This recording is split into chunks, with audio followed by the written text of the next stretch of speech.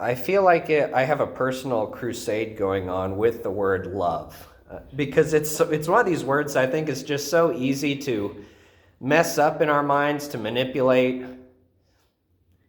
Because recent traditionally speaking, love has a lot to do with all of these good feelings that you have about somebody, and you want to do things for them and all the rest, and that's good. I hope everybody has those feelings.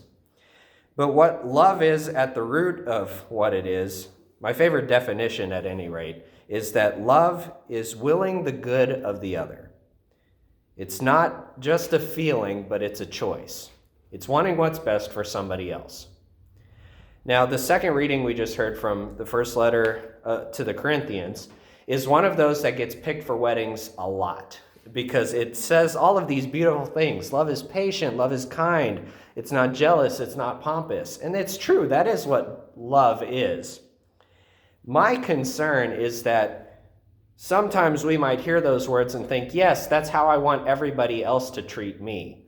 But am I so convicted by these words that this is how I treat everybody else?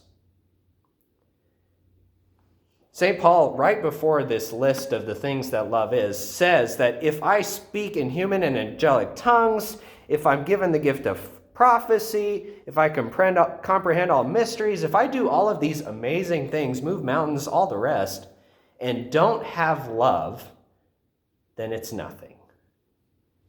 And again, it's not a feeling. Hopefully there's the feeling there, but love does not mean there has to be a feeling. It's a choice to love the person in front of you, even though they drive you insane. You don't have to like everybody, but you sure do have to love them. And it's hard to do. This is one of the difficult things we do as Christians. I hate to rail against the culture, but I'm going to do it anyway. We have one of the many problems that we can deal with in this culture is a culture of using people. And I dare say that women feel this maybe even more acutely than men, though I, as a male, have felt that too. That we're wanted for what we can do for somebody else and not for who we are.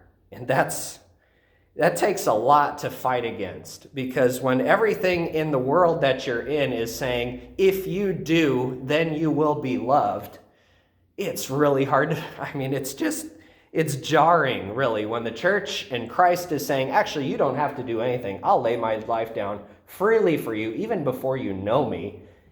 And yet, even the school you go to says, if you get a good grade, you will succeed. It's a hard thing to wrestle with in the heart. So a couple things I want to say about this. One of the events that we do here regularly, now that COVID is a little bit manageable, is around Valentine's Day. We have this event called Galentine's Day. Maybe you've heard of such a thing. And I love that because it's an opportunity for you young ladies to come and be fed, and the men here cook and serve you. There's no ulterior motive there. It's not because these guys are trying to hook up or anything like that. It's because they're going to give you an authentic moment where they say, hey, you're good and you're lovable. And I hope that that's what you get to receive from that experience whenever it happens. We're still working on a date for that, but we need more things like this, where there's no ulterior motive, where we're just loving because we love.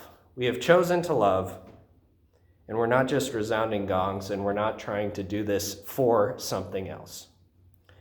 One final thing I just want to mention is, in the midst of all of this loving other people, I think one of the difficult things that can happen in Christian circles is loving the self. Because we feel like we have to give, and if we're not giving, we're not being generous. I think that there's something intrinsic in me that every time I pass a homeless person and don't give them something, I feel like I'm bad somehow. That's not necessarily true. That is a place to go and pray with, fine. But we also have to love ourselves. And what does self-love look like? It could look like a lot of things, but sometimes it might be saying no to things, even good things, because we need to take care of ourselves. It definitely means saying no whenever there's something that's going to destroy you. So as we continue to try to manage loving well and being loved well and all the rest, I hope you know that it's okay that you don't feel like you want to love in a given moment, that you do know that it's wanting what's best for the others even if you don't like them, that you love yourself well, and that we as a community here can love without counting cost, can love simply because we've been first loved by Christ himself.